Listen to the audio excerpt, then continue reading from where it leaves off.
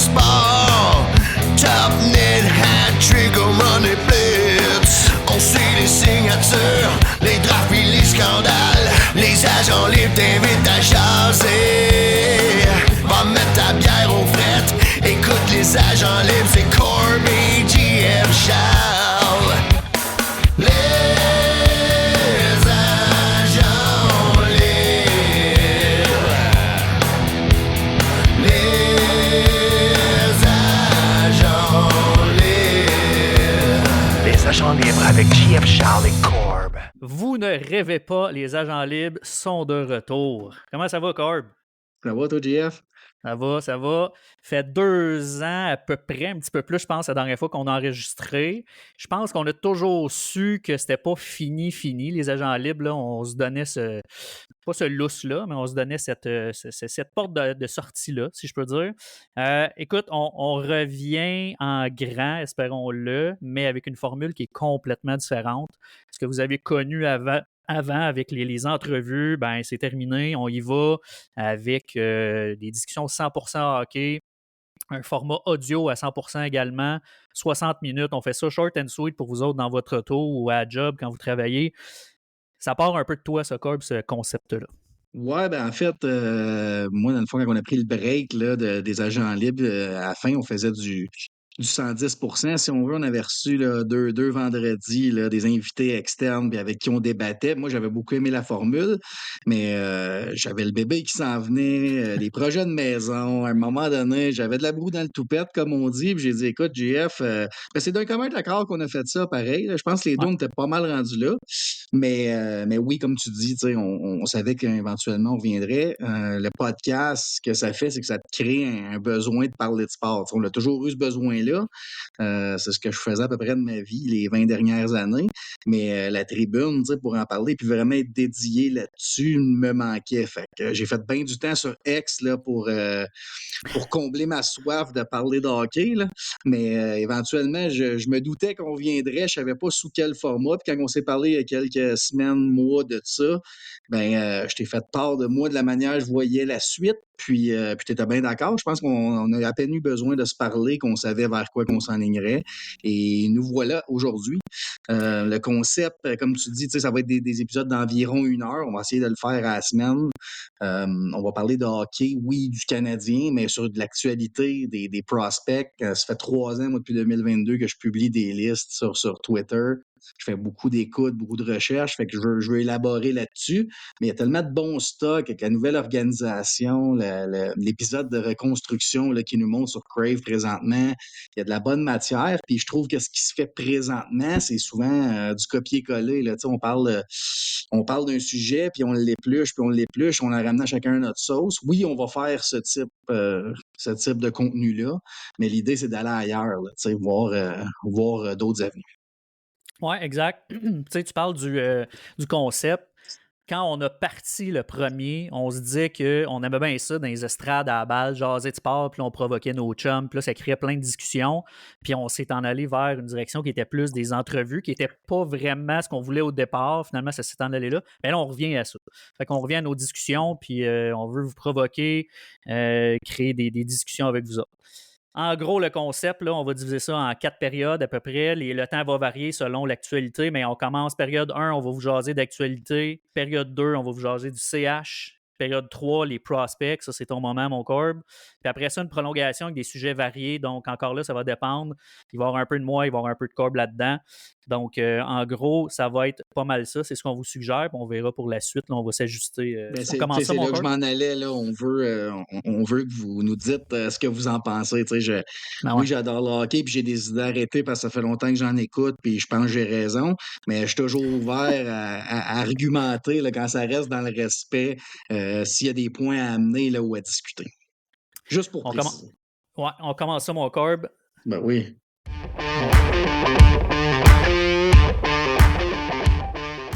Corb, je l'ai marqué, en fait, dans nos discussions, juste avant le show de préparation, j'en ai même pas parlé, mais dans ton intro, tu en as glissé un mot. Je veux que tu me parles du show sur Crave.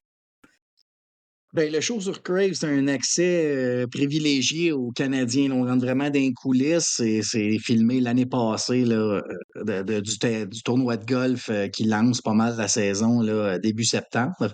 Puis ils ont filmé, dans le fond, l'année 2023-2024, celle où le CH a pas très bien performé, a été affecté par les blessures. Il y a eu beaucoup de up and down. Puis ça, c'est c'est le meilleur contenu là, exclusif qu'on a vu depuis du 24 CH il y a plusieurs années. Puis je pense que celui-là, oui, est édité. Là, puis on sait que le CH protège l'image de son équipe et de ses joueurs, mais quand même, là, avoir accès à certaines pièces du Centre Bell, à France Margaret, que oui, on entend souvent son nom, mais on ne sait pas à quel point est impliqué là-dedans. L'accès aux joueurs, voir Nick Suzuki, la manière qu'il a été nommé capitaine.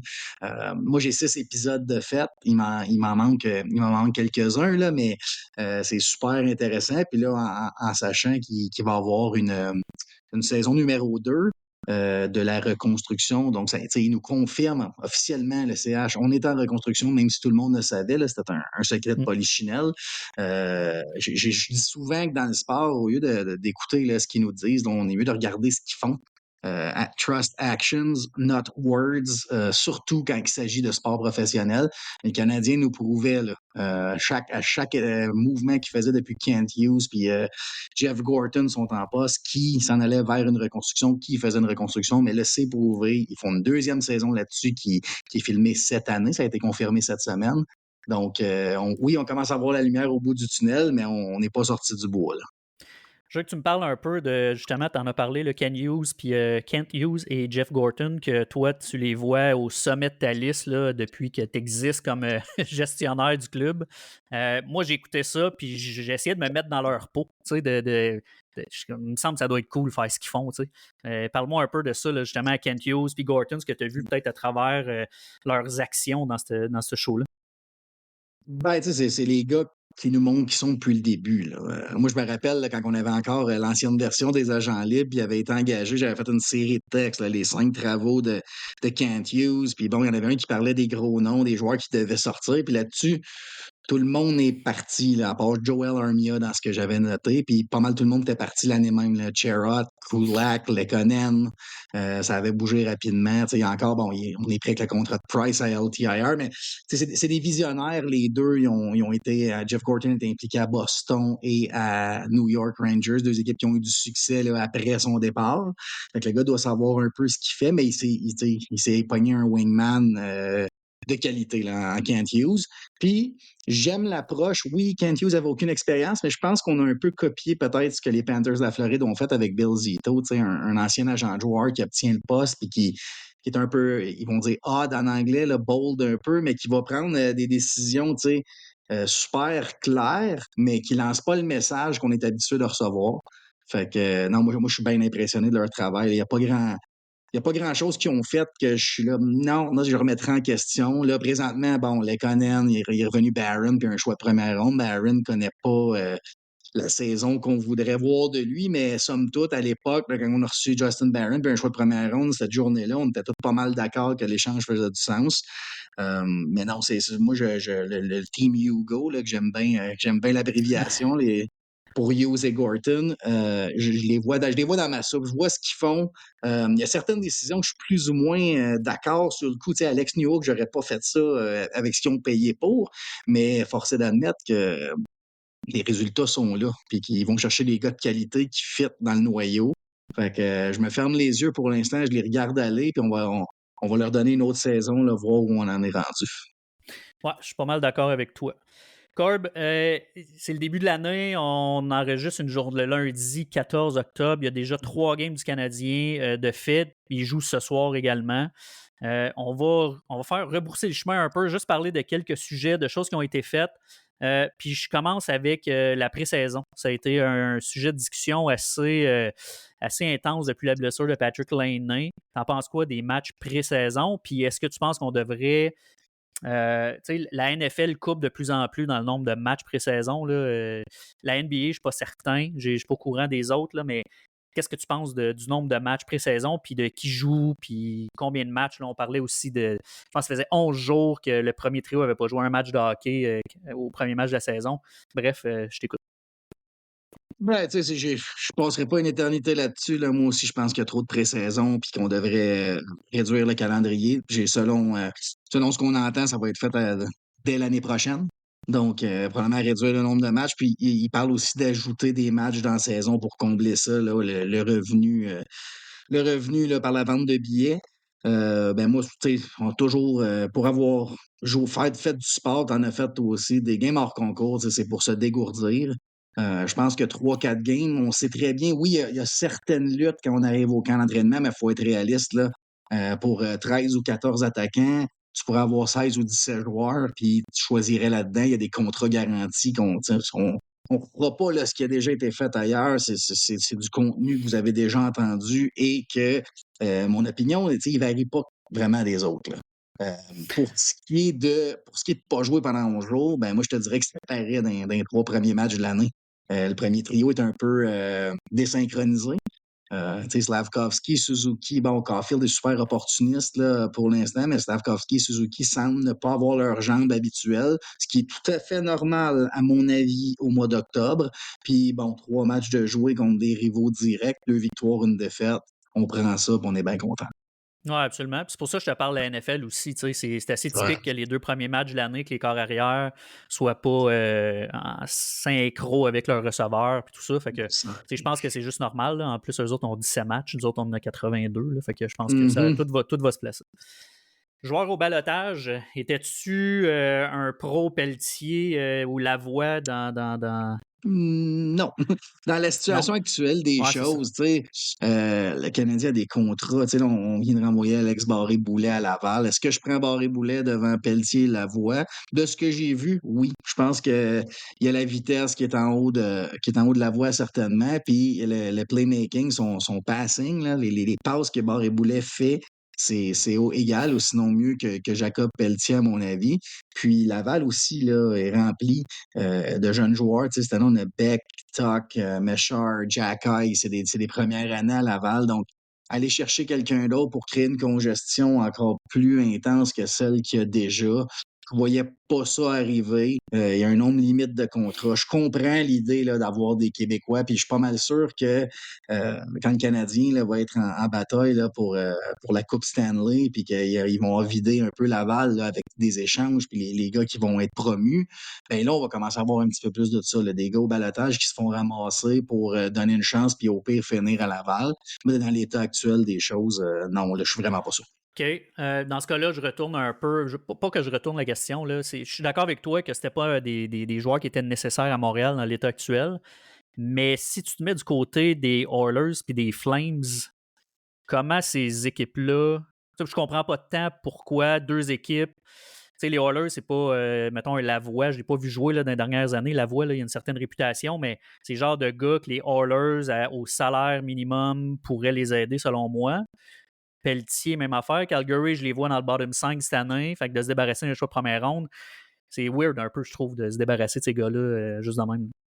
Oui, puis tu sais, pour moi, c'est 2 cas distincts, vraiment un de l'autre, là. Je vais commencer avec Lavoie. Tu sais, Lavoie est plus vieux, un petit peu, si je me souviens bien. Il est gros, un marqueur de but naturel. Puis moi, je le vois évoluer, tu sais, depuis quelques années dans la Ligue américaine. Je trouve qu'il s'améliore d'année en année, mais il y a un rôle précis s'il fait l'équipe dans la Ligue nationale. Lavoie, il faut qu'il marque des buts.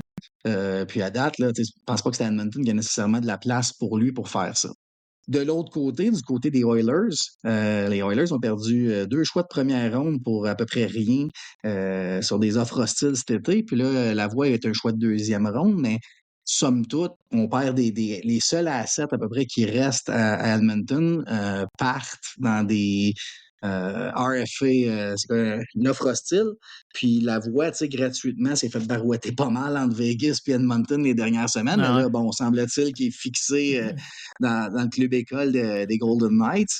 Mais je vois pas la gestion. Puis bon, Stan Bowman, là, qui est maintenant DG là-bas, puis qui semble avoir je vais le dire comme ça, là, mais quelques ennemis à travers la ligue là, qui essayent d'y en faire de le faire mal paraître. Tu sais, les offres à Broberg et Holloway, 2 la même journée. Écoute, je vais pas refaire l'histoire, mais je pense que c'est la première fois que ça arrive qu'une équipe se fait déposer 2 offres hostiles pour 2 de ses jeunes joueurs, de perdre la voie. Je comprends pas la gestion des actifs à Edmonton. Bon, Léon va signer, Connor va signer, mais je pense que cette équipe-là, là, en engageant des Chiarelli et Stan Bowman, fait du surplace. Ils vont finir par gagner une coupe, mais ça, ils vont devoir beaucoup là, avec David et Draisaitl. De l'autre côté, Jacob Pelletier, je pense qu'il s'est juste fait dépasser par d'autres jeunes dans la hiérarchie. Là. Connor Zary, Matthew Coronato, Samuel Anzek a fait l'équipe. Il y a Adam Klapka qui est là. Tous des jeunes joueurs ou des recrues qui l'ont dépassé dans la hiérarchie. Là. Je pense que Pelletier a peut-être un avenir quand même là, dans un bottom six, middle six, quelque part dans la Ligue nationale, mais parce qu'il a produit beaucoup dans la Ligue américaine à un jeune âge. Il ne faut pas l'oublier. C'est un bon joueur, c'est un certain talent, mais les équipes ne se battent pas là, pour des gars en bas de 6 pieds qui passent au balotage. Non, effectivement. J'ai hâte de voir comment ils vont s'en sortir. Justement, là, Pelletier qui est retourné dans la Ligue américaine. Puis les Flames sont partis sur une bonne séquence en début de saison. Moi je ne les vois pas bien haut, mais peut-être que Pelletier va finir par réapparaître. Possiblement. J'ai envie de te lancer sur un sujet qui a fait qui fait jaser cette semaine. Les sénateurs avec Tkachuk puis Lane Hutton, tout ça, mais toi, ça fait, je vais dire plusieurs mois, là, ça fait peut-être plus longtemps que ça, mais que toi, les sénateurs, c'est pas. Tu les vois pas très, très loin ou très haut. Ils sont pas très hauts dans ton estime. C'est plus ça que je veux dire. Ouais, c'est une autre équipe qui, je pense, a bâclé son rebuild en faisant des échanges pour Alex DeBrincat, 7e choix au total, puis Jacob Chikrin qui a tombé un 12e choix au total. Là. Ça a donné respectivement Kevin Korchinski et Kevin Korchinski qui était à Chicago dans l'échange de DeBrincat. Et pour Jacob Chikrin, c'est Daniel Booth, là, le gros russe de 6 pieds 5 que j'avais 7e à son année de draft sur ma liste, qui va être lui avec les Coyotes. Je comprends pas c'était quoi l'urgence. C'est sûr que Pierre Dorion, bon, on peut débattre longtemps, là, mais autant qu'il a fait des beaux moves, Pierre Dorion, autant que il avait perdu un choix au repêchage pour des manigances. Je veux dire, il y a beaucoup de. Il y a beaucoup de squelettes dans le placard dans cette équipe-là. Puis bon, le marché en tant que tel, c'est mal bâti. Tim Stützle comme numéro 1, ça fait pas quelques mois, là, ça fait quelques années là, que je le dis. Si ce gars-là, c'est ton numéro 1, tu gagneras rien. Ça prend. Oui, Brady Tkachuk est là pour appuyer, mais Brady Tkachuk, peut-être quelques fois dans sa carrière, va le faire, mais au maximum, c'est un gars d'1 point par match. Puis, vu qu'on est dans l'actualité, JF, là, on a vu, il a le C sur son chandail, puis il est prêt à avoir l'air fou sans problème. Là. Honnêtement, là, j'ai fait un tweet suite à ce que j'ai vu de Brady Tkachuk samedi, puis honnêtement, j'ai fait un quote tweet d'un fan des Sens. Ça me fascinait, il trouvait ça drôle. Parce qu'on va vous mettre en contexte, vous savez, mais tu sais, Hudson, là, avec ses head fake, fait beaucoup parler de lui à travers la Ligue nationale, mais bon, force est d'admettre que ça fonctionne. 4 points en 3 matchs, 6 points en 5 matchs pour un défenseur de 20 ans repêché 62e. Mais il dérange beaucoup, puis Tkachuk limitait. Puis bon, les fans des Sénateurs trouvaient ça drôle, puis je comprends vraiment pas ce qu'il y a de drôle là-dedans. Là.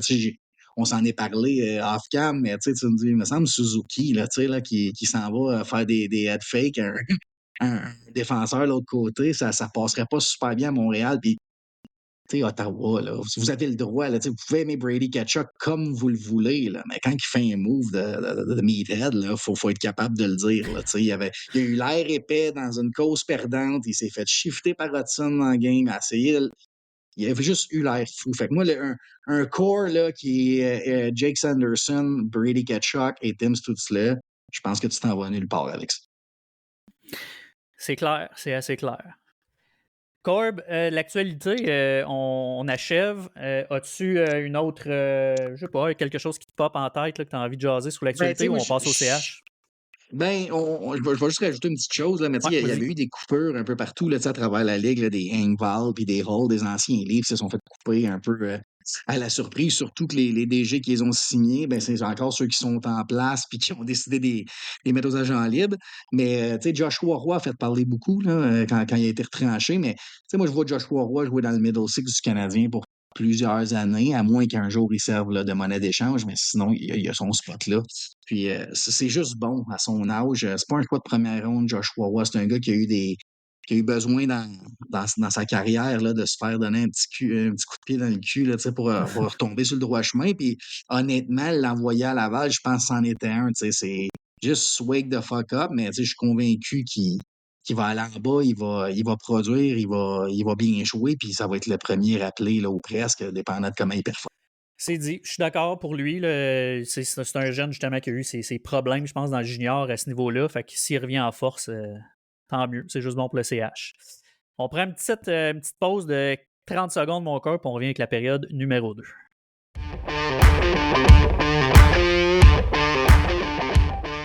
Deuxième période, Corb, on jase du CH. Saison, moi, je suis satisfait de ce que j'ai vu. Là. Toi, à date, les 3 matchs que tu as vus, t'en penses quoi? Ben, tu sais, overall, 2 victoires, une défaite contre Toronto, Boston et Ottawa. On n'a pas le choix d'être satisfait du résultat, mais il y a quand même, on peut pousser l'analyse un peu plus loin que ça. Quand même des gros points d'interrogation. Y a-t-il des grosses inquiétudes présentement? Peut-être une certainement. Là, Caden Primo, honnêtement, n'a pas fait le travail. Caden Primo, il doit prouver cette année? C'est la première fois de sa carrière qu'il se fait donner un poste dans la Ligue nationale, là, parce que ce poste-là, il a été donné. Puis, il n'y avait pas de compétition l'année passée. Au système de 3 gardiens, tu avais besoin de performer si tu voulais pas. Si tu voulais toujours avoir ta place dans le système de 3 gardiens. Mais là, cette année, ça y est donné. Dobèche est en bas pour gauler le plus de matchs possible, prendre l'expérience. Donc, je pense que Primo est sur un siège éjectable. Là, puis, ça n'a jamais été le mien, tu le sais. Je pense qu'il est facilement shaky dans le filet. Son body language, il est clair. Ça passe à travers de son équipement, son body language, quand il s'en fait scorer un mot. Puis, je pense que il va être exposé. On va lui donner quand même d'autres matchs. Là. C'est très tôt, un match dans la saison. Je veux quand même lui laisser la chance au coureur. Mais vu que j'y ai jamais cru, ce que j'ai vu contre Boston jeudi, ben pour moi, c'est ça qui est le primo. Donc, ça m'inquiète un peu. Justin Barron est inquiétant aussi. Justin Barron, c'est toujours la même chose. Là, c'est qu'il est un peu mou. Mais tu sais, moi, j'ai de la misère à... Je sais pas pour toi, là, mais moi, j'ai de la misère à démissionner sur un jeune défenseur qui a son skill set. Il y en a beaucoup là, qui sont rendus à 25-26 ans en Ligue nationale. Je peux t'en nommer une coupe, mais des Justin Schultz, puis des Vince Dunn, puis des gars comme ça, qui sont des bons défenseurs offensifs, mais qui ont pris plus de temps un petit peu là, à figurer le jeu dans sa zone pour avoir l'air un peu moins fou. Mais Barron, c'est son gros point faible, c'est qu'il est mou. Il va d'un coin.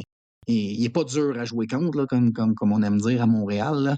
Puis je pense malheureusement que quand tout le monde va être en santé, c'est lui qui va écoper. Mais sinon, overall, comment ne pas être satisfait? Montembeault qui goal un but donné en 2 matchs avec des performances incroyables.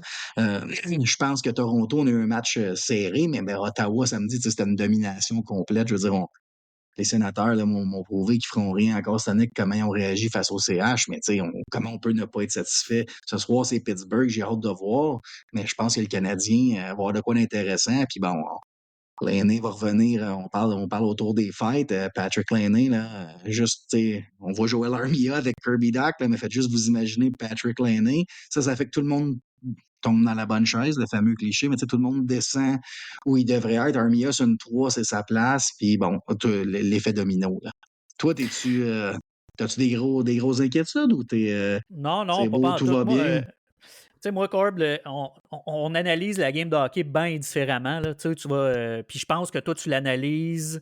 Tu dois être dans le 10% des gens qui analysent une game de hockey.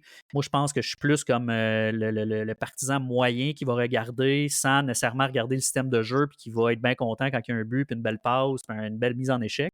Puis Barron, je le vois un peu, puis je pense que c'est le seul nom que j'essaie d'y donner une chance, puis honnêtement, c'est à cause de toi, parce que tu m'en parles assez régulièrement de Barron, toi, que tu espères qu'il devienne un défenseur, mais un bon défenseur. Le problème, c'est que sur une troisième paire, ce gars-là, il est supposé d'être bon ou sur un power play, il est supposé d'être peut-être dans le top 4, sur un bottom 5-6e, il n'a pas sa place. Fait que s'il est capable de stepper up à ce niveau-là, je pense que c'est lui qui va quitter, puis écoute, d'autres personnes Je suis d'accord avec toi là-dessus, puis j'étais excité avec Barron quand ils l'ont acquis puis, les dernières années parce que je voyais le potentiel offensif, mais là, on s'entend, là, Hudson est arrivé. Donc, PP1, PP1, ça va être Hudson pour longtemps.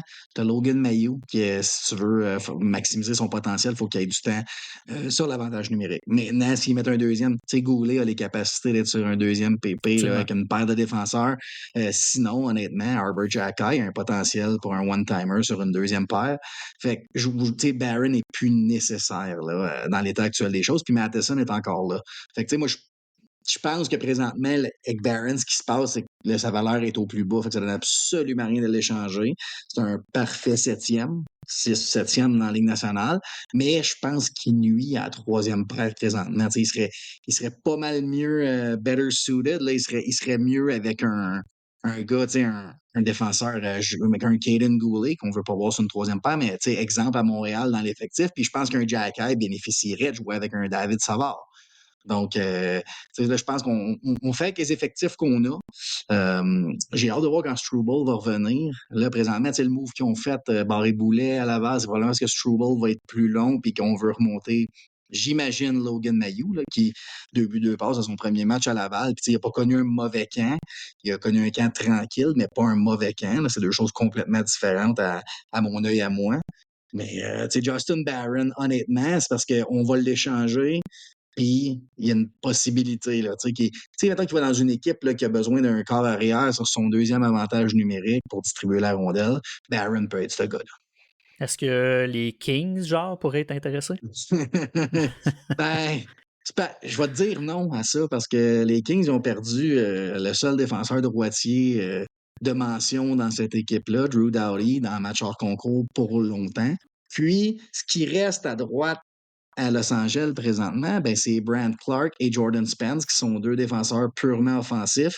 Donc, ajouter un Justin Barron à ça, je pense qu'il se tirait dans le pied plus que d'autres choses.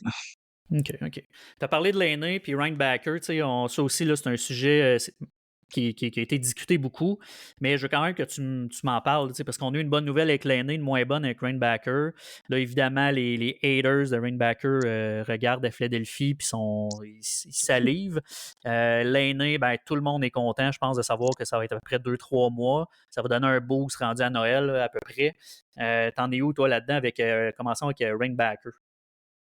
Ben, tu sais, ça, c'est une blessure. Je veux dire, il n'y a rien à faire avec ça. C'est triste, puis on souhaitait tout que ça soit pas ça. Mais bon, c'est arrivé, il est opéré, il est en train là, de faire du repos pour ensuite se rétablir puis revenir en force l'année prochaine, puis on verra rendu là. Oui, moi aussi, je regarde à Philadelphie, puis même si Reinbacker ne s'était pas blessé, je regarderais à Philadelphie, puis je regarderais à Washington, parce que moi, ce que j'avais là, c'était ou Mishkov ou Leonard. J'avais Mishkov 2 et Leonard 5. Puis Ryan Leonard, présentement, quand je regarde la composition de l'équipe du Canadien, je me dis, ouf, hein, ça amènerait du pep, mais bon, on a ramassé Ivan Demidov cette année. Je veux dire, le Canadien a bâti son équipe différemment, mais oui, tout le monde va regarder Mishkov, surtout avec ce qu'il a montré en pré-saison. Puis même depuis les premiers matchs de la saison, là, je m'attendais à voir une diva, arriver puis avoir de la misère. Puis finalement, Sean Couturier lâche les gants après saison quand il se fait brasser, puis il a l'air d'avoir du fun avec tout le monde. Tortorella le met sa glace dans toutes les situations. Fait tu sais, des fois, la campagne, ou peut-être que tout ce qui a été dit était vrai, mais un kid de 17-18 ans, là, moi, je me rappelle de moi à cet âge-là, là, puis Je me rappelle de je veux moi dire, aussi. ben, tu sais, je n'étais pas une référence, puis bon, on vieillit, on mature, puis ces gars-là, je veux dire, ils apprennent à la vitesse grand V, ils se font mettre dans des situations que peu de nous vont vivre dans leur vie. Donnons une chance au coureur. Mais pour revenir à Reinbacker, moi, je pense que ça va être un excité. Présentement, qu'est-ce qui manque à Montréal pour se dire, on fait les séries cette année? David Reinbacker de 23-24 ans. C'est exactement ça qui manque à Montréal, selon moi. C'est un David Savard qui bouge, c'est un Logan Mailloux qui bouge, c'est-tu aucun de ces deux-là, puis on joue Reinbacker, Mailloux, Savard. Ça va être quoi le futur à droite à Montréal? Ben, moi, je pense que Reinbacker va être partie intégrante. Reinbacker, là, au pire des cas, moi, je m'attends à Caden Goulet, droitier. Là. Fait que je pense que dans une équipe qui gagne les séries, là, c'est les playoffs. Si on regarde toutes les équipes qui ont gagné les playoffs, ils ont un cheval comme ça. Moi, je vois un petit peu plus de potentiel offensif dans Reinbacker que d'autres. Là. Je m'attends à un gars que même s'il ne touchera pas beaucoup à l'avantage numérique, va faire du 40 points. Puis s'il y a de l'avantage numérique, il pourrait aller dans le 50 à 55 points sans trop de problèmes. Mais oui, c'est triste. J'aurais aimé ça le voir au moins jusqu'à Noël à Laval, puis peut-être même toute la saison, voir ce qu'il aurait amené. C'est une présence, c'est un shutdown. Pour son âge, là, être aussi dominant défensivement, c'est rare. Patrick Fait que- Laine, c'était là. Tu sais, Patrick Laine, ça c'est triste, là. J'ai eu le cœur brisé. ouais. Tu sais, on est émotif quand on écoute la game. Fait que, tu sais, j'ai essayé comme de respirer. Puis le lendemain, je me suis levé. Puis j'étais encore fâché, là. C'est fâchant de voir qu'un gars qui. Tu sais, dans le fond, c'est parce qu'il. Puis ça, c'est des choses qui arrivent dans le sport amateur. C'est que quand il y a deux calibres qui sont pas d'affaires sur la glace en même temps se rencontrent.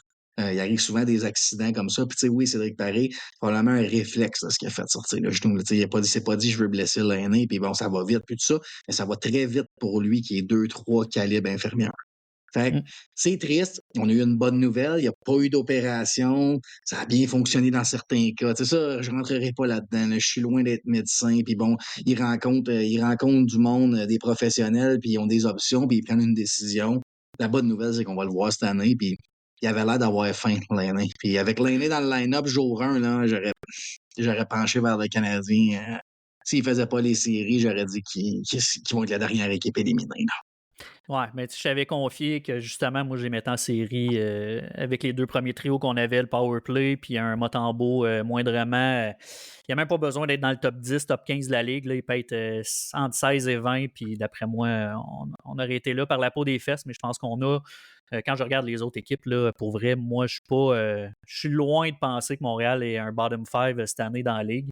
Avec l'année, ça va être sans l'aîné, ça va être un peu plus difficile, mais là, il revient. Fait que moi, j'ai l'impression qu'on va être assez compétitif ou dans le mixte, comme le CH le Dans le mentionne. mix. Dans le mix. Tu as parlé de Mailloux tantôt qu'il pourrait peut-être monter avec le grand club. Si on le monte, c'est parce qu'on sort Barron, on s'entend? Sinon, on le laisse en Ben bas, oui, on monte quelqu'un oui d'autre. et non, présentement, tu sais, Struble est blessé, il va y avoir d'autres blessures. Tu sais, c'était le 7e défenseur, présentement, c'était supposé être Struble ou Barron, puis bon, il y en a un de blessé, fait que ça prend un 7e défenseur. Tu sais, moi, je m'attends à ce qu'il y ait un roulement, là, les trois, le 5, 6, 7 vont tourner pas mal toute l'année, à mon grand désarroi. Mailloux, pour moi, j'aurais aucun problème à le voir une année complète à Laval, puis tu sais, dominer, puis arriver l'année prochaine, puis bon, c'est pas... faut voir comment il va s'acclimater. Là. Tu sais, je pense qu'il est prêt. Ça dépend des blessures, ça dépend des mouvements là, qui vont se faire. Mais tu sais, Logan Mailloux, c'est cap, les coups de patin. Oui, il y a des petits brain farts dans sa zone, là, mais il y a beaucoup d'organisations de la Ligue nationale qui auraient Logan Mailloux dans leur starting six cette année. Là. Je veux dire, il est compétent, il est prêt. Est-ce qu'il est à son apogée? Pas encore. Il y a beaucoup de travail à faire. Il n'a même pas joué 100 matchs junior là, dans sa carrière. Là. Je veux dire, il manque de répétition, il manque de reps beaucoup, mais clairement, il y a un talent. C'est la limite, c'est le plafond. Je ne sais pas où le mettre présentement, mais Mailloux appartient à la Ligue nationale. Juste qu'il n'y a aucun point négatif à le garder en bas là, pour plusieurs matchs. L'autre chose qu'on pourrait faire au lieu de sortir Barron, c'est de sortir Arbor Jackay de l'alignement aussi. Va pas là. Arbor Jackay, là, ça, c'est un sujet là, que. Premièrement, aucune autre fanbase là, va te parler d'un. S'il était dans une autre équipe, tout le monde le voudrait dans le line-up. Là, moi, puis je tweet là-dessus, mais on s'est un peu fait brainwasher là, au Québec là, sur le jeu physique au hockey, les batailles, le cheap shot, puis répondre, puis ci, puis ça. Puis là, il n'y a plus de batailles. En fait, les batailles sont plus légales dans la JMQ. Tu sais, Arbor Jack, tant que les batailles vont exister, là, puis que l'intimidation est partie intégrante du hockey, elle va toujours l'être. Les équipes qui performent en série, c'est des équipes qui sont grosses, qui font peur, qui outwork, qui... Tu sais, quand j'en parle, mettons, avec toi, là, avec mes amis, là, ça a l'air de rien, match 1, match 2, mais quand ça fait 2, 3 séries que tu te fais rentrer dedans, tu es un défenseur, là, tu te fais rentrer dedans, tu joues des séries de 6 matchs qui vont en prolongation. Ben, ça fait moins mal de faire rentrer dedans quand tu es 6 et 4, 2-20. C'est aussi simple que ça, c'est la physique, c'est normal, puis tu récupères plus facilement, puis tu t'en remets mieux. Puis Jack Eye, moi, ça me fait rire parce que Logan Mailloux peut devenir ci, puis Kaden Goulet peut devenir ça, mais Jack Eye a le même âge que ces gars-là. Il n'a jamais été repêché.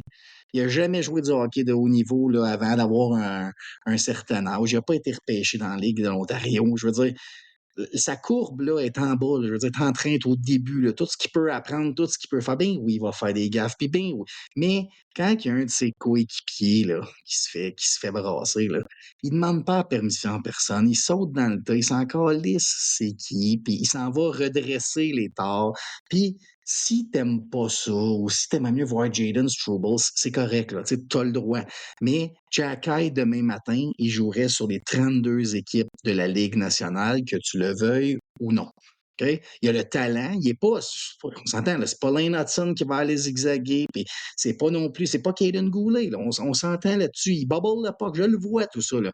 Mais il a 22 ans, il a à peine 100 matchs, là, je sais même pas s'il y a 100 matchs dans la Ligue nationale, il commence, il faut qu'il apprenne à gérer son tempérament, il n'a jamais eu besoin de faire ça avant, apprendre à jouer la game pro, il a 22 ans, il mesure 6 et 4, puis il va brasser n'importe qui dans la Ligue. Je vois pas cette discussion-là de le sortir du line-up me fait rire. Il y en a qui veulent le mettre en attaquant. Come on, là, tu sais, je veux dire, pourquoi? Là? Le gars, là, il est compétent, là. Il est capable de jouer sur la même glace que tous les gars que je viens de vous nommer sans problème. Ben oui, il va avoir des brain farts. Ben oui, Justin Barron, là, puis Jaden Struble, il en a. Michael Matheson en a. Il n'y a personne qui n'en a pas. Mais Jacky, là, si j'avais un chandail du Canadien à me faire faire et l'avoir signé, ça serait celui-là. J'aimerais ça qu'il signe à long terme, 8 ans. Je vais te le dire, j'aimerais ça qu'il soit signé 8 ans à 3 millions, puis on n'en parle plus. C'est lui qui est là. Il enlève la pression sur tout le monde, puis tout le monde joue plus gros. Le vieux cliché. Goulet, by the way, Goulet qu'on voit, puis moi, là, je l'aime, là, je l'adore, Goulet, qu'on met sur un piédestal beaucoup ici à Montréal, je veux dire, au niveau des médias, puis tout ça. Il y a eu quoi, 6 buts cette année, le Canadien qu'on a accordé, il était sur la glace pour 5 des 6 buts. Fait que, tu sais, quand on dit que tout le monde a soit un brain fart ou tu sais, Non, je pense que tu as mal lu la stat, GF. La stat, c'était que sur les 6 buts que le Canadien a compté, il était sur la glace. Es-tu sûr de ça? Non, mais ils n'ont pas donné Ok. 6 buts, fait que... Faudrait. Ah ouais, c'est vrai, hein, c'est ça. Mais en tout cas, bref, j'ai sûrement mal vu, là, effectivement. Fait que, OK, c'est bon. J'étais pas mal certain de mon affaire. Puis j'étais un peu en crise, je vais te le dire. Quand j'ai lu ça, puis j'étais comme voir qu'on sort ça sur lui. Mais bon, je vais Goulet, le c'est faire. un stud, puis je suis d'accord avec ce que tout le monde dit. Dans le fond, là, c'est pas compliqué, tu sais, puis ça vient du Snake, puis ça vient de tous les intervenants en Ouais. hockey. Bâtir une équipe pour les playoffs. Puis moi, j'adhère à ça. Ça fait 20 ans que tu bâtis pour les playoffs. Tu sais, oui, hey, moi aussi, je le trouve beau jouer au hockey, Trevor Zegras, puis Clayton Keller, puis Will Smith, puis des bonnes mains. Là. Mais quand la game vient tight, là, puis qu'il faut que tu ailles la chercher dans les coins, puis il y en a des petits joueurs qui y vont, là, des Brad Marchand, puis des Braden Point, puis des gars qui ont du chien, là, puis ils vont dans le coin, puis ils vont aller la chercher. Mais Caden Goulet, là, c'est l'exemple parfait. C'est un prototype de défenseur que toutes les équipes voudraient, que tout le monde prendrait. Il mange des minutes. Tu sais, là, Steady Eddie, là, tu sais, là, Goulet dans toutes les situations. Tu sais, un Goulet linebacker, là, à leur apogée, là, ça va shut down une ligne de l'autre côté, un peu comme une paire Combe avec chez Weber, ou tu sais, vraiment quelque chose comme ça, là, un genre de je sais pas comment Pietrangelo chez Théodore, ou tu sais, Ouais. des pairings là, vraiment là, qui peuvent jouer 25 minutes contre les meilleurs joueurs de l'autre bord, puis t'es tranquille. Tu sais, t'es vraiment tranquille. Fait que Caden Goulet, pour moi, c'est. Tu sais, à gauche, là, à Montréal, là, pour moi, là, c'est seté pour 10, 12, 15 ans. Là, t'es là, les trois, Goulet, Hudson, Jacky. Nomme-moi n'importe quel autre nom, il tasse personne qui est là. Fait que je run avec ça. Ce que j'aime avec toi, Cord, par exemple, c'est que il pourrait arriver une situation dans 1 an ou 2 où Goulet deviendrait disponible pour être échangé. Ben oui. On en reparlera plus tard dans d'autres épisodes, là, parce que une des choses que je veux faire, c'est un peu te lancer des petites cracks puis essayer de te mettre Ben oui. tes connaissances de baseball, de hockey. Mais ouais, c'est dans des discussions qu'on a eues ensemble, tu as mis Goulet dans un scénario d'échange, fait qu'on y reviendra plus tard. Ben oui. Je veux que tu continues un Tout peu. le monde est échangeable, GF. Ben Tout oui, le monde, ben tout oui, le ben monde. oui. Absolument, absolument. Est-ce que Hudson serait échangeable aussi, Corb? J'imagine que oui, hein? Honnêtement, tu sais, je vais être 100% honnête avec toi. J'ai déjà vu un scénario où il pourrait être là-bas pour aller chercher l'attaquant manquant à Montréal. Mais là, l'attaquant manquant à Montréal, je pense qu'on l'a repêché cette année, là, celui que je voudrais aller chercher avec Hudson. Fait puis j'ai aussi vu Hudson patiner sur une patinoire de la Ligue nationale comme tout le monde. Puis, tu sais, j'avais Hudson 20e à son année de draft. Là, fait que je veux dire, je l'avais haut, je l'aime. C'est juste que moi aussi, j'avais des doutes sur ce qui amènerait dans la Ligue nationale. Puis, mais bon, forcément, je suis content de l'avoir à Montréal. Est-ce qu'il pourrait être échangeable? Ben moi, c'est sûr que si, mettons, j'ai un Miro Escainen au lieu de Lane Hudson, j'ai l'impression que mon équipe est meilleure. Il serait bougeable, mais on s'entend que c'est des trades irréalistes qui arriveront jamais. Fait que je vais te dire non. Hudson, présentement, il n'est pas échangeable, à moins qu'on s'entend, là, des fabulations là, qu'on n'est Non, même pas non, obligé de se parler. effectivement, mais c'est ça. C'est juste le point, c'est juste de dire qu'il pourrait arriver n'importe quoi, puis qu'à un moment donné, un Hudson devient disponible. Mais moi, ce qui me fait toujours un peu rire avec Hudson, c'est quand je regarde ses stats à l'université, je regarde, oui, ils sont 16, là, puis tout ça. Mais tu sais, Hughes, Fox et McCarr, ils ont à peu près le même size. Là. Le plus grand là-dedans, je pense que c'est Fox, là, qui est même pas 6 pieds. Leurs stats à l'université, très similaires, même Cotton est meilleur qu'eux autres dans certaines catégories, certaines années. Fait que pour moi, c'est tout le temps comme on a un dans notre cours. Pourquoi encore douter de ce gars-là alors que Hughes, Fox et McCarr McCarr a commencé fort dans les séries avec Colorado, mais Hughes, là, sa première année, on a déjà parlé de ça. Là, c'était pas beau, là, sa première année là, défensivement. Là, je me rappelle une game contre le Canadien, ça finit 8-1 Montréal, je pense, contre Vancouver, puis il était à moins 6. Fait qu'à un moment donné, c'est ça à glace de la NHL que ça se passe. Puis moi, pour vrai, j'ai zéro doute depuis le début que ce gars-là va performer. Je dis pas qu'il va devenir un Hughes, un Fox ou un McCarr, mais mettons qu'il est 75% de McCarr, là, je me plaindrais pas. Là. Ben, puis moi, tu sais, ça me dérange même pas, là, ce qui va sortir de ça. Mais moi, 5 games dans la Ligue nationale, je pense qu'il va être exactement dans cette discussion-là. Là, on sentait que Packer, il a peut-être la petite coche parce qu'il est meilleur des deux côtés. Il y a le coup de patin, tu sais, qui fait rêver, là. Mais, tu sais, je pense que Hudson, et puis je veux pas le mettre trop loin parce que je pensais jamais qu'il performerait de même à 20 ans, là. Mais mettons, Hudson, à 23 ans, va-t-il être en nomination pour le Norris? Moi, je pense que ça va arriver. Surtout que le Norris est remis au meilleur défenseur offensif. Oui, il est super créatif. C'est probablement pas juste, là, je parle pas de défenseur, je parle de tout joueur confondu dans la Ligue nationale. Je pense qu'il va être top 10 en création de jeu. Lui, en anglais, ils disent deceptive, là, mais c'est imprévisible. On sait jamais ce qu'il va faire. Je pense, honnêtement, je vais pas checker les stats, mais je pense qu'il n'a même pas pris un lancer au net encore. Là. Je pense qu'il y a des vieux il y a des vieux patterns qui pensent qu'il va faire la passe à Macklin Celebrini aussi, là, de BU. Là. Mais il n'est plus là. Quand le PP1 va avoir Hudson en haut, puis qu'on va remettre Slavkovski sur le half-wall à droite, je pense que ça pourrait faire du dommage. Beaucoup, beaucoup. Parce que Slavkovski, son one-timer est sous-estimé. Slavkovski, oui, effectivement. Lui d'ailleurs, aussi, j'ai hâte qu'il se mette en marche offensivement. Il y a des bons matchs, là, mais j'ai hâte qu'il. Ben, il n'y a pas un bon début de saison, puis il y a 3 points à 3 matchs. Fait que moi, ça C'est ça. C'est un m'inquiète peu, pas. c'est C'est un ça. kit de 20. Il n'a pas joué de game en concours en 11 jours. Tout ça mis ensemble, zéro inquiet pour Slavkovski, là. My boy. Oui, effectivement. Corb, j'ai envie que tu me parles un peu des prospects. On prend une petite pause de 2 minutes, puis on revient avec les prospects.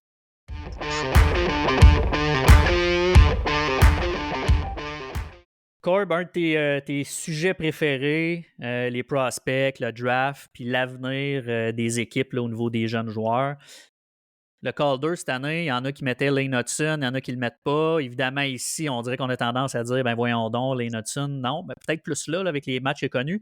T'en es où là-dessus, toi, avec tes favoris pour le Calder cette année? Ouais, c'est favori pour le Calder. Moi, en fait, là, I put my money where my mouth is. Fait que, tu sais, moi, je vais te nommer ceux que j'ai mis de l'argent dessus. Parce qu'on est des betting guys là, à petite échelle, pareil. Mais oui, moi, honnêtement, j'ai Logan Stankoven comme numéro 1. Je m'attends à ce que ce soit lui. Dans le fond, là, le Calder, il faut que tu sois mis dans une situation idéale. Puis Stankoven, je suis sur le premier trio avec Jason Robertson et Rupe Hintz pour commencer la saison. Je pense qu'il y a déjà 4 ou 5 points. Il est super productif, il est dynamique. Il a failli ne pas être éligible parce que je pense qu'il a joué 24 matchs l'année passée. Puis le seuil, c'est 25. Donc, il a déjà de l'expérience, il a joué dans une série, il a occupé un bon rôle. Puis il est tellement dynamique sur patin, une vision du jeu capable de lancer. Il fait tout sur une glace.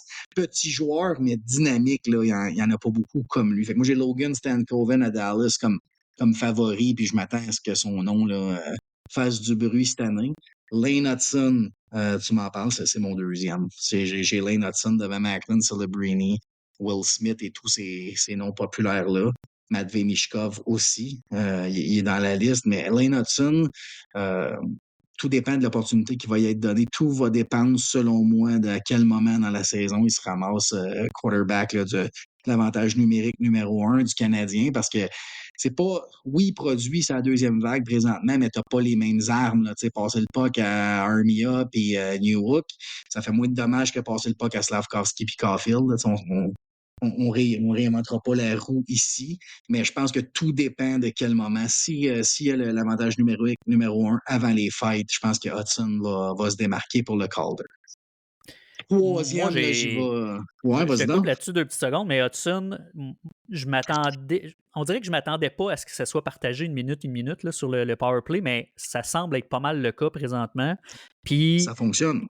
assurément, Hudson provoque beaucoup plus d'affaires que le premier power play ou que Matheson sur le premier power play. Puis même à 5 Mhm. contre 5, aussitôt qu'Hudson a le puck, il provoque de quoi, ce qui n'est pas le cas pour Matheson, malheureusement. Fait que tu parles des fights, moi je te parle de maximum novembre, il est sur le power play, là, le numéro 1. Ben, tu sais, on s'entend, là, on le voit partout, tout le monde le réclame.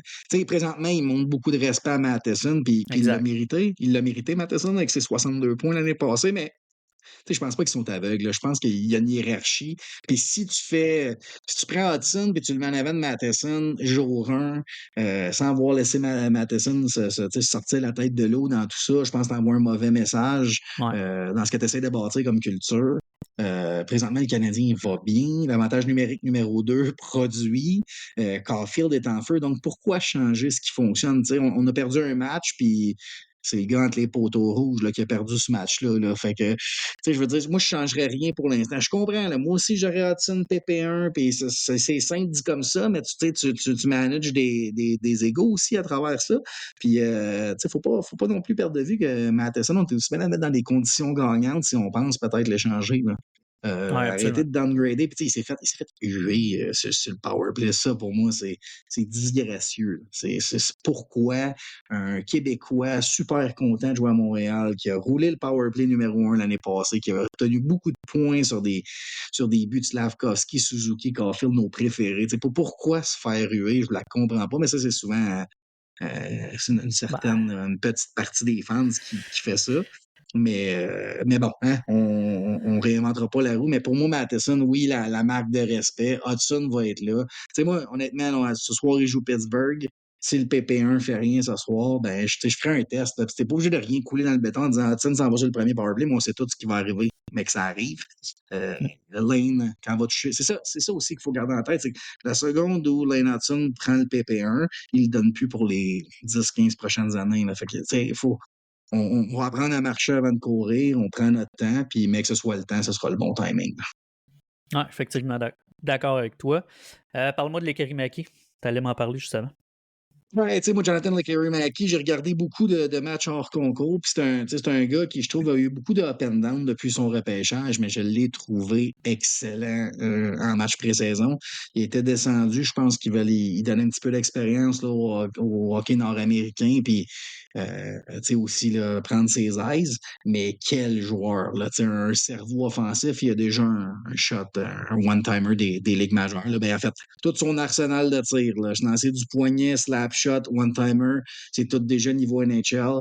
Ça va être un poison sur l'avantage numérique. Là, et je le voyais s'échanger à rondelle avec le défenseur. Il est toujours bien positionné. Une option. Moi, je pense que c'est le digne remplaçant de Brock Besser à Vancouver, là, quand celui-ci va probablement coûter trop cher pour signer. Mais bon choix, le Curry Mackey. Là, j'ai quand même mis de l'argent dessus pour le Calder cette année avant qu'il soit rétrogradé. Mais j'ai l'impression qu'il va être d'un premier call-up, puis je pense qu'il pourrait surprendre. Cool, à surveiller donc. Là, je t'ai pas entendu parler de Celebrini, qui est le grand favori cette Ben année, oui. parce qu'il a été choisi numéro 1. Puis je t'ai surtout pas entendu parler de ton préféré, Will Smith. Ben, le favori, JF, c'est Mishkov cette année, selon les betting odds. Là. Puis, tu sais, Mishkov, j'y crois, il peut être là, mais j'ai mes doutes quant à sa relation avec son coach. Oui, ça va bien, début de saison, tout est beau, mais j'ai encore mes réserves là-dessus. Macklin Celebrini, c'est plus une question de scénario. Oui, il va avoir le centre numéro 1, l'avantage numérique numéro 1, mais il joue avec William McLuhan puis Tyler Toffoli. Puis, t'es-tu capable de nommer c'est qui le défenseur qui est le corps arrière sur l'avantage numérique des Sharks? Absolument pas. Non. Fait que ça, moi, je pense que pour produire puis gagner le Calder, c'est une question aussi de situation. Il faut que tu sois entouré. Je pense pas que Celebrini, c'est McDavid ou Bédard qui peuvent faire tout seul, mais je dois t'avouer, j'ai regardé son premier match. euh, il va faire tout un joueur de hockey. Là, j'avais eu des comparaisons avec Jonathan Taves. Oubliez ça. Là. Je comprends le niveau responsable, mais il va être pas mal plus productif que Taves tout au long de sa carrière. Là. Les plus vieux vont se souvenir, mais moi, je vois vraiment Joe Sakic dans Macklin Celebrini. Puis j'ai hâte de voir ce que ça va donner. Mais pour ce qui est du Calder cette saison, je pense pas qu'il est dans le scénario idéal, donc je l'ai pas là. OK, le Snake Boisvert, qu'on écoute Mhm. dans son balado avec Ben Mathias oui, Brunet régulièrement. processus. Processus. De mémoire, je pourrais me tromper, parce que là, depuis le début de show, ça fait 2 fois que je me trompe. Mais lui, il disait que Celebrini était un bien meilleur joueur que Bédard en termes de productivité, que Bédard était plus Non, justement non, non. un Taves. Non, mais c'est Ouais. pas ça qui a été dit, dans le fond. Là. Avant que tu ailles plus loin, là, dans le fond, lui a dit que pour partir une équipe, il prendrait Celebrini devant Bédard, mais que dans un pool, il prendrait Bédard. Là. Il s'attend à ce que Bédard soit plus productif, mais que Celebrini soit plus un genre de joueur pour aller chercher un championnat. C'est ça son cheval de guerre à Simon. Puis, tu sais, moi, perso, je le vois pas. Là. Moi, je prends Bédard dans les 8 cas possibles. En voulant dire 8 jours sur 7, je prends Connor Bédard devant Macklin Celebrini. Mais Celebrini, ça va être un joueur. Là. Ça va être un joueur. J'allais dire que si Bédard a gagné l'année prochaine, ben Celebrini devrait être en mesure de se débrouiller, même s'il y a fuck all autour de lui. Mais Hey, ouais, Sidney c'est ça. Ça se peut que j'ai Sidney mal Crosby n'a interprété pas ça. gagné le Calder. Là. Puis, tout le monde va Non, mais il y dire, avait comment ça? Mais Ouais, c'est c'est ça. ça. Il y Il y avait avait un autre. Ovechkin cette année-là, Ouais, puis c'est il en ça. a planté 50 buts à son année recrue, mais que veux-tu? Tu sais, le Calder, oui, c'est beau, mais il y a des Barrett Jackman qui ont gagné ça, puis des. Tu sais, on pourrait en nommer longtemps. Là. Il y a des joueurs très, très ordinaires. Andrew Raycroft. Je veux dire, on ne fait pas une carrière sur un Calder. C'est juste que cette année, Absolument la pas. course va être super intéressante à suivre. Il y en a un que les gens aiment, là, le coéquipier de Celebrini, qui est Will Smith, mais moi, j'ai été vocal une couple de mois, même avant qu'il se fasse repêcher. Je vois rien là, dans ce joueur-là d'un calibre Calder. Il se fait donner deuxième trio à San Jose. Good for him. Là, je pense que c'est bon pour lui. Mais là, Celebrity vient de tomber. Est-ce que Will Smith tombe centre numéro 1? Je pense qu'il va y avoir de la broue dans le toupette avant les fêtes. Puis que je serais pas surpris là, de voir Will Smith aller faire un petit stint dans la Ligue américaine à un certain point cette année. À ton grand bonheur.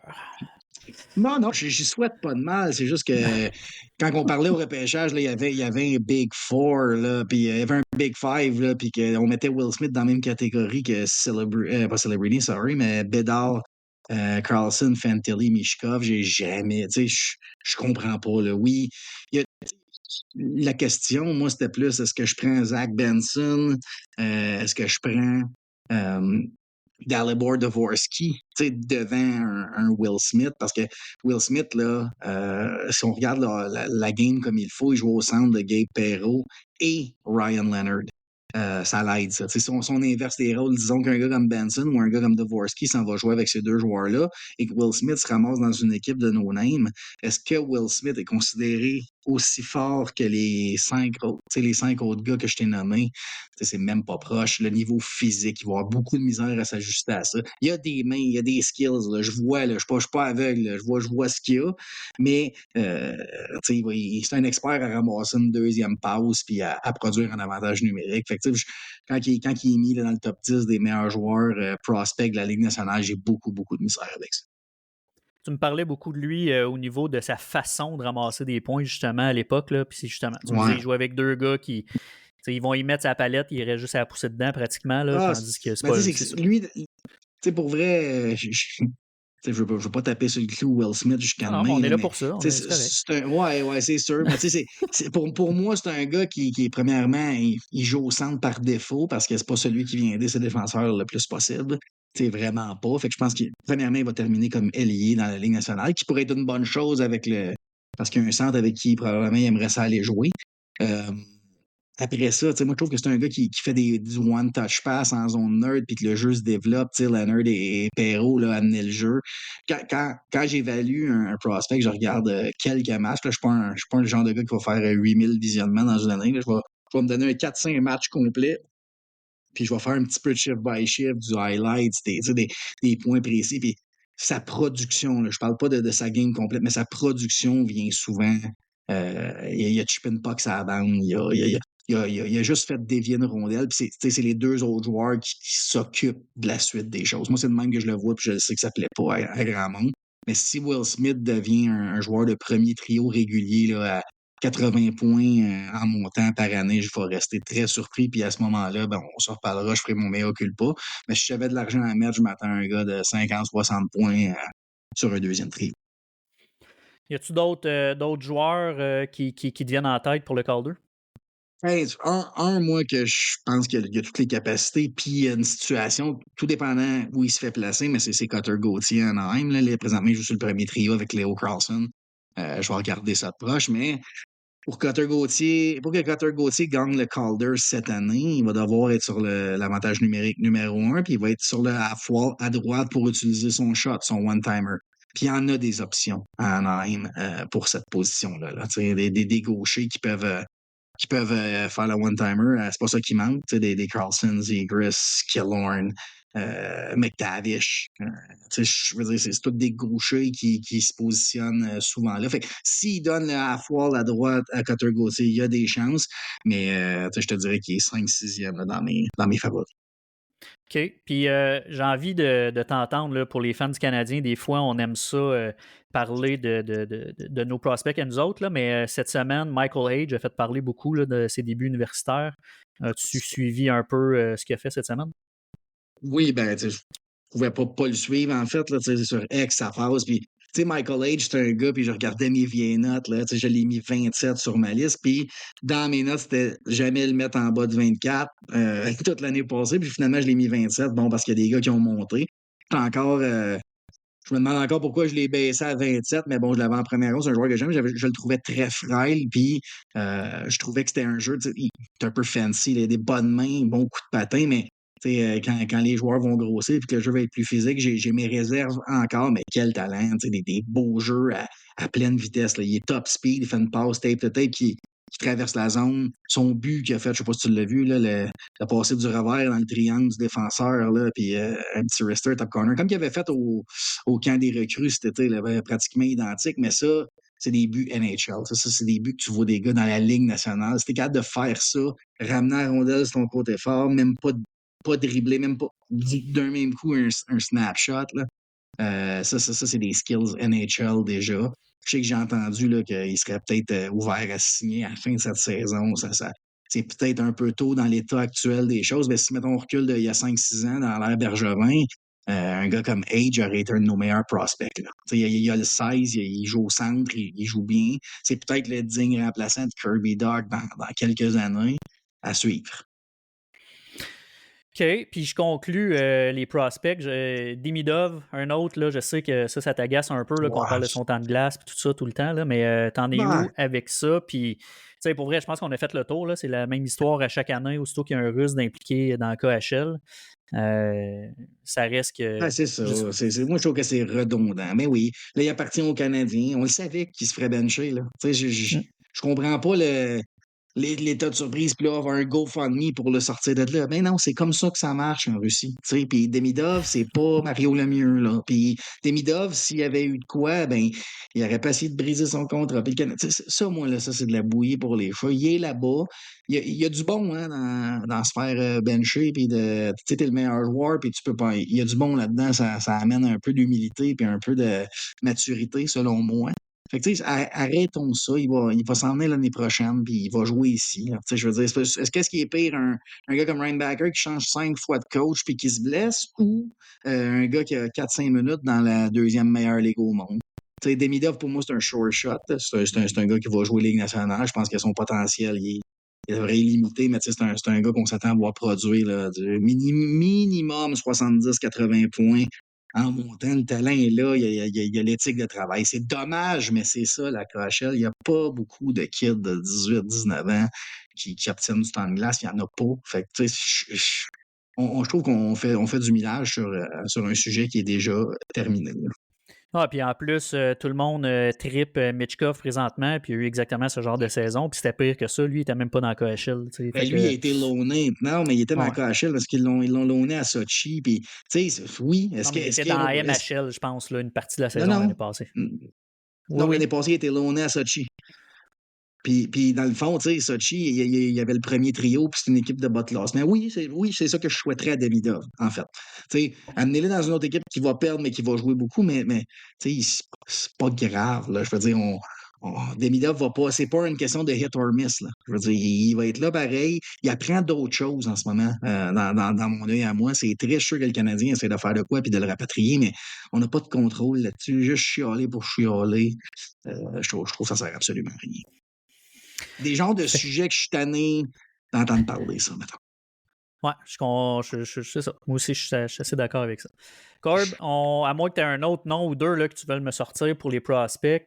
Ben, il y en a un, là, un de mes favoris, là, puis tu sais, on est toujours bien fiers quand on fait des prédictions, tu sais, des listes, puis qu'un des joueurs que tu avais haut, comparativement au consensus là, populaire, qui frappe, ben moi, je suis content de voir Callum Ritchie tenir du temps sur le top 6 de l'Avalanche du Colorado. Un tough dépasse, la première game, il a fini -3 là, en 15 minutes de jeu, mais tu sais, c'est un gars qui a sorti, là, je ne l'ai pas devant moi, je pense que c'est 28e, je l'avais 13e, puis je suis content de voir que il est tombé dans une bonne organisation qui vont avoir des trous à combler rapidement. C'est un gars qui a le physique, le patin puis le IQ pour jouer dans la Ligue nationale rapidement. Fait que je voulais juste le mentionner, mais Callum Ritchie, c'est un gars que je regarde de proche. Puis pour ceux qui se demandent c'est qui, c'est celui là, qui a fait un fake shot, là, puis il a poussé la puck sur son revers en échappé pendant la pré-saison. Là, vraiment un highlight reel contre Los Angeles. Puis j'ai pogné hier Nathan McKinnon à Spit and Chicklets qui disait on pensait qu'il avait pas fait exprès, fait qu'on lui a demandé de le refaire, puis il peut te les enfiler comme ça un après l'autre. Je viens de voir là, pour My Bad, là, pour Mitchkov, c'est effectivement en 2022-2023 que tu es dans Ouais, c'est ça. VHL. Ouais, Ouais, VHL, ouais, qui est la Ligue américaine, la KHL. exact. Puis MHL l'année d'avant. Mon MHL erreur. étant la Ligue junior russe. Exactement. Un vrai connaisseur des ligues russes, mon Corb.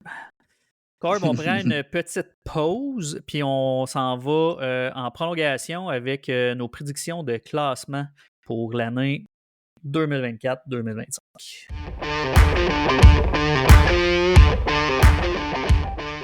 Corb, pour la prolongation, je me suis amusé cette semaine à faire mon classement. Évidemment, c'est des prédictions qui sont habituellement, tu sais, il y a tout le temps des surprises, il y a tout le temps une équipe négative ou positive, la surprise. Là. Je me suis amusé à faire un peu le tour. Je t'avoue qu'avant la blessure de Patrick Laine, moi, je mettais le Canadien comme dernier qui faisait les séries là, dans l'Est.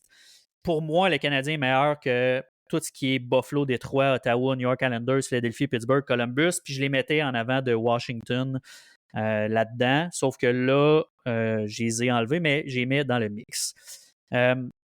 Je vais te nommer, Corb, mon classement là, rapidement. On va y aller par division, puis tu me diras ce que tu en penses. Je vais Ben, commencer.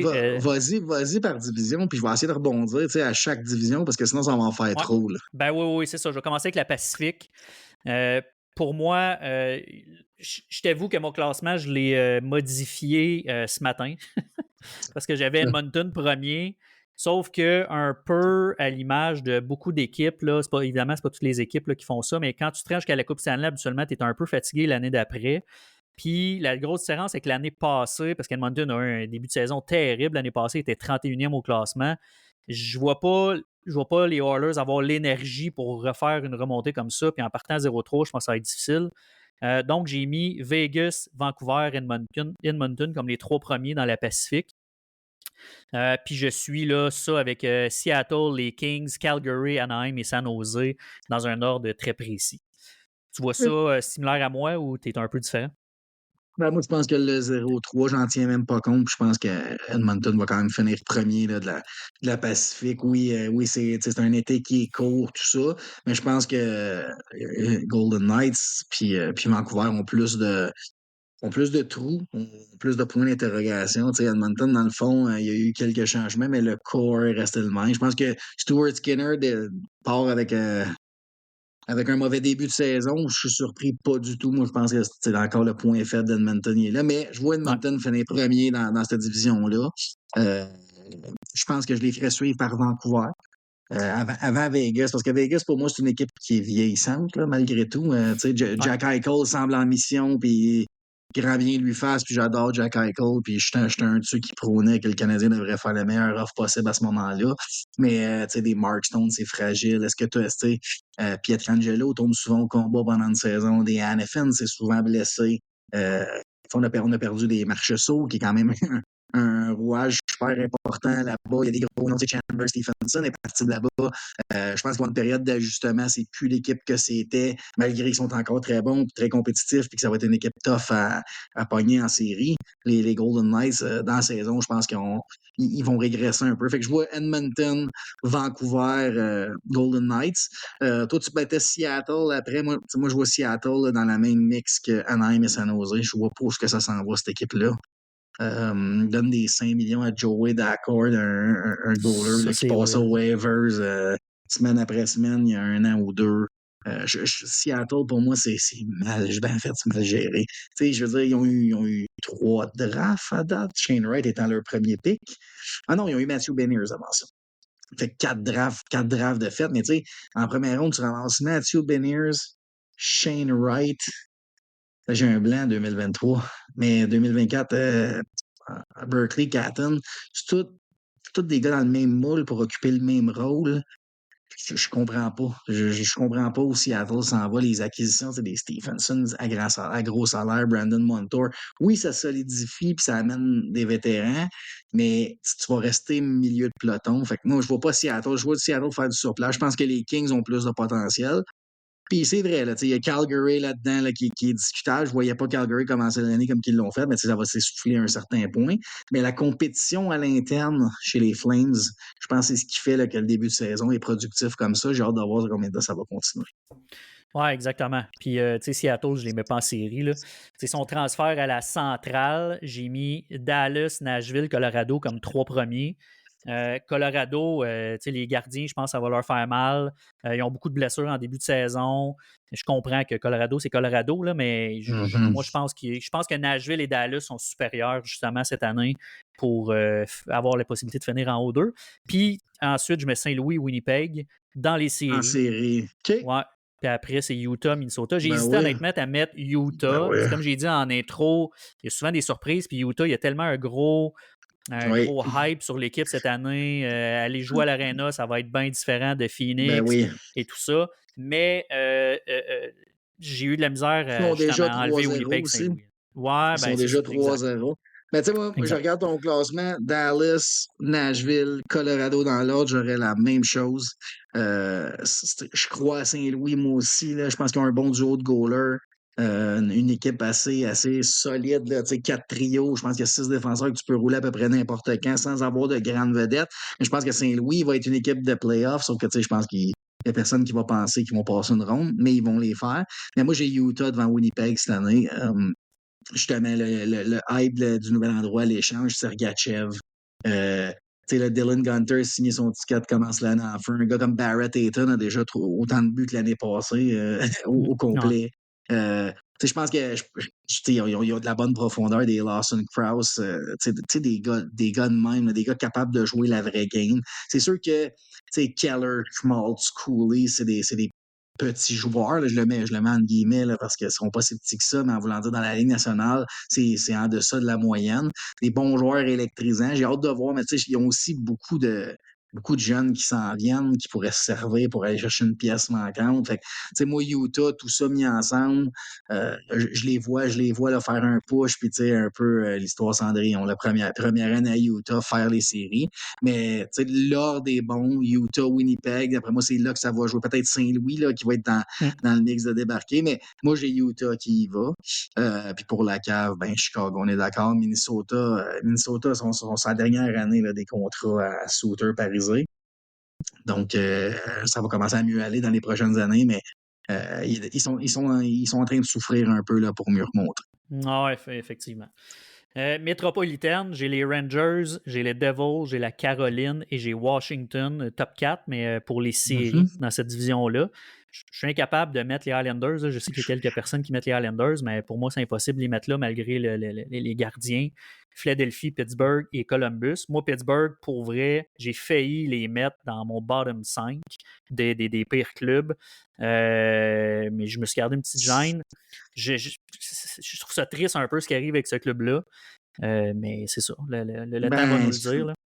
Parce que je ne mettrai jamais une équipe qui a Sidney Crosby dedans, bottom 5.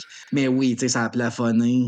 Qui joue sur les ailes? Malkin est plus ce qu'il était.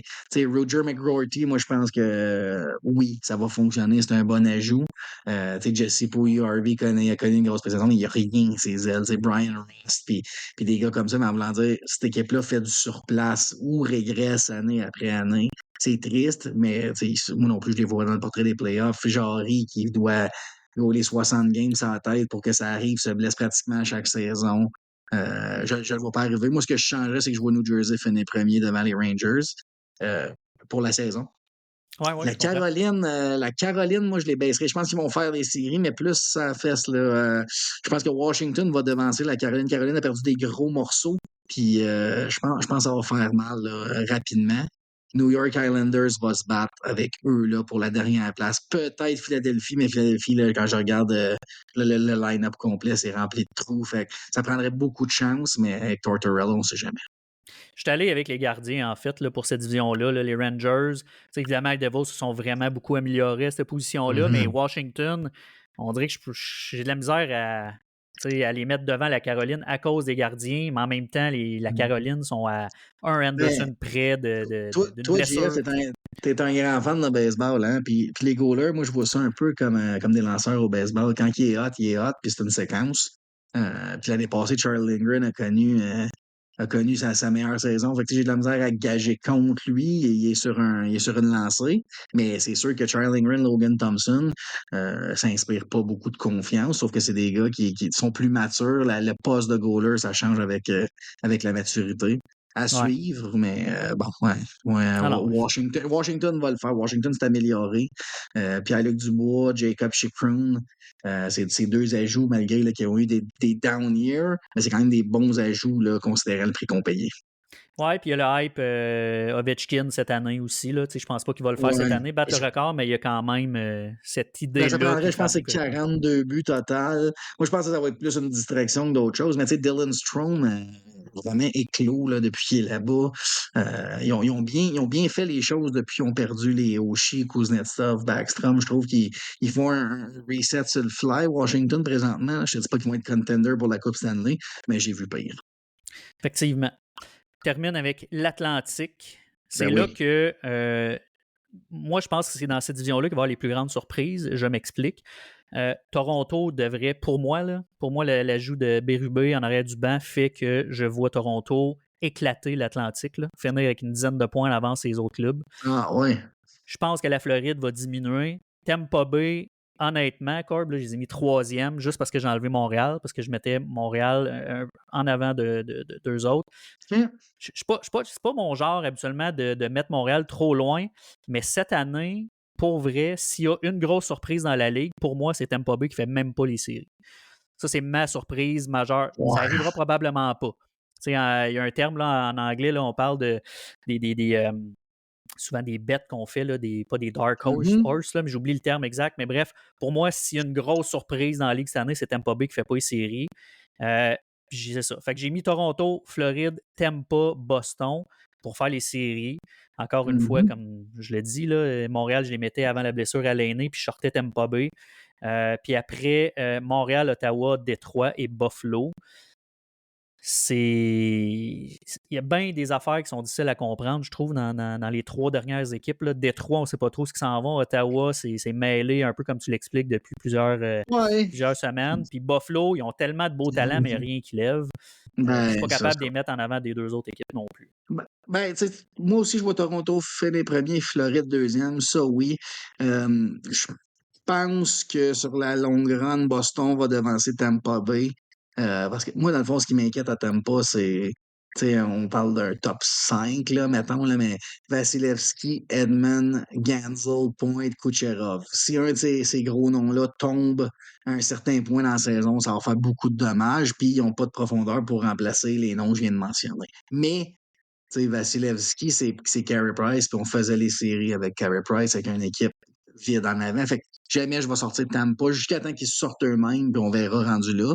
Moi, c'est Boston. Boston, je vois ça fringe. Je pense que Détroit, cette année, s'ils peuvent mettre la main sur un gardien qui fait les arrêts, puis moi, j'ai un nom en tête qui a circulé, puis que je pense qu'il va finir là, c'est John Gibson d'Anaheim. Puis juste un John Gibson à Détroit, je pense que ça changerait la donne. C'est juste sans être un gars qui va finir avec 2.2 puis 925 de save percentage, juste des performances constantes, là. Match après match, ça ferait beaucoup de bien là-bas. Fait que moi, je vois Détroit vraiment ça affaisse. Montréal, je pense, a une chance. Là. Je veux pas être trop partisan, mais Montréal a une chance. Mais Buffalo et Ottawa, ça s'en va nulle part. Ottawa, moi, je les ai dans la cave encore longtemps. En tout cas, au moins cette saison. Puis Buffalo, dans le fond, ils ont un big tree à défense qui fait rêver. Mais en avant, là, Thompson, Tuck, Cousins, t'as pas de grande vedette, qui s'en vient. T'es loadé de petits joueurs au même profil. Qui, à un moment donné, il faut qu'il se passe de quoi de majeur à Buffalo. Puis je les vois pas faire un move, ils vont espérer encore, mais il manque de grit, il manque de team spirit là-bas. Je le vois pas arriver. Fait que, moi, là, mettons qu'on part d'en haut, là, j'aurais Toronto, Floride, là, je vais laisser Tampa là, juste. Non, je vais mettre Boston. Boston 3. Puis je vais mettre Tampa en série.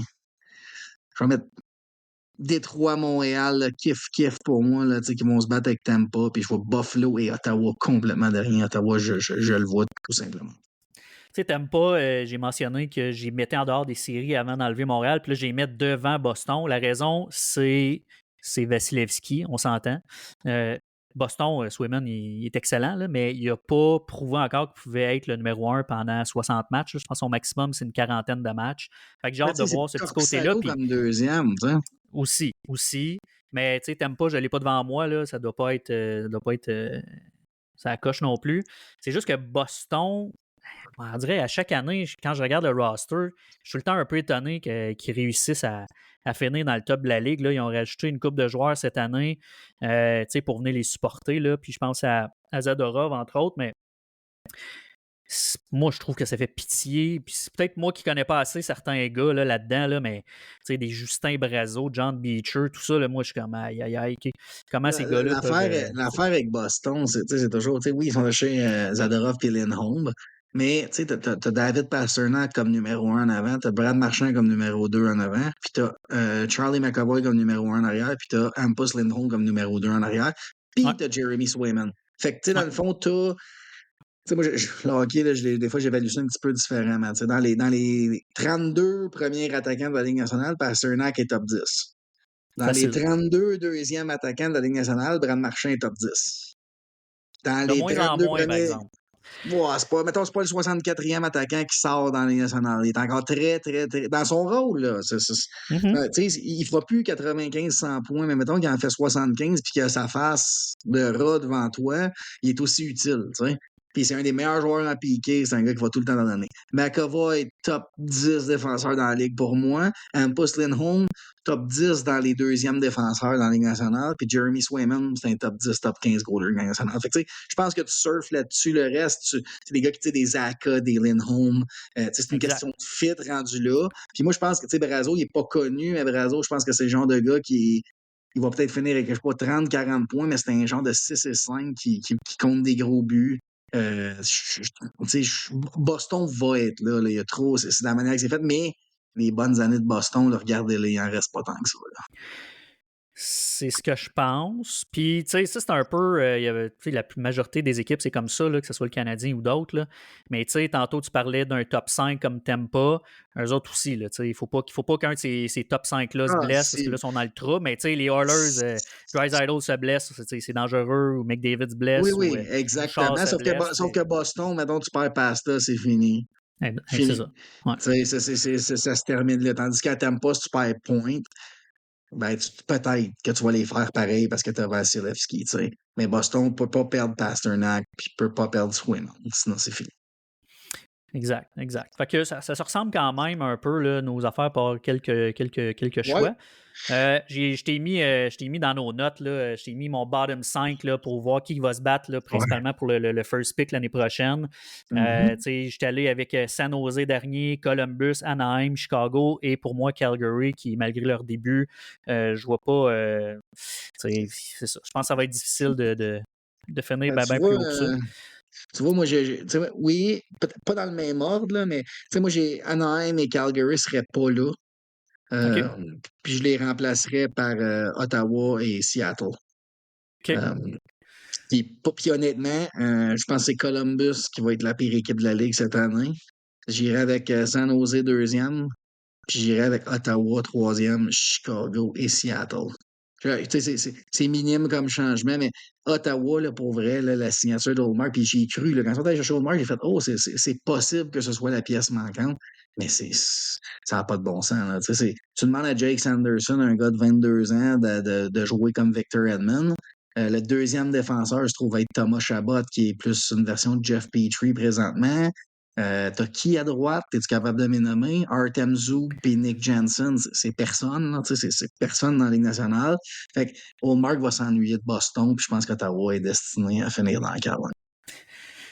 J'ai bien hâte de voir ça. C'est quand même gros que tu mettes Ottawa, la troisième pire équipe dans la Ligue. Fait que j'ai hâte de voir la suite des choses. Puis au fur et à mesure que la saison avance, là, c'est clair que je vais te relancer là-dessus. Là. Parce qu'Ottawa, je les vois pas dans les séries, mais troisième avant-dernier, je trouve que c'est bas. Puis je suis pas mal sûr que s'il y a un ou deux fans des Sénateurs qui écoutent, ça se peut que tu aies quelques messages. Hey, puis souviens-toi, JF, il y a 3-4 ans, the rebuild was over.